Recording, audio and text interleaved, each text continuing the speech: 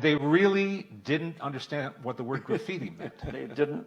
The studio executives generally are not the most sophisticated people in the world. And you will find that if you go to Hollywood. I hope you don't, because you don't want to be oppressed by people who are not as smart as you are.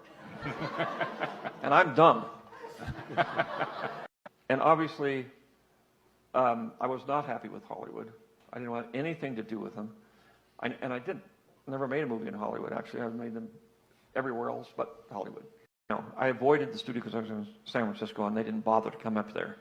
They didn't really bother to read the script. So THX, they freaked out when they saw it. Obviously, took all their money back from the studio, tried to recut it, tried to shorten it. I said, you can't understand it anyway. Why are you trying to shorten it?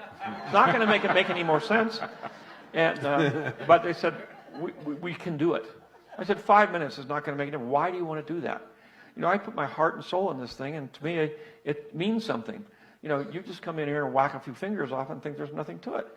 And so I was really angry about that. Then they did the same thing in American Graffiti because they thought it was a terrible movie. They put it on the shelf. They cut it. They cut 5 minutes out, the magic number. I said, why would you do that? I said, it doesn't make any difference. They said, well, we did it because we can do it. And I got really upset. They put it on the shelf. And so I was determined from under that thing of having them make cuts. And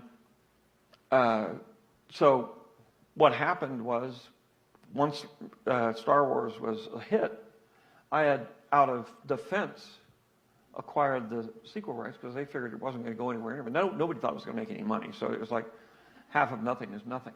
So they let me have the sequel rights.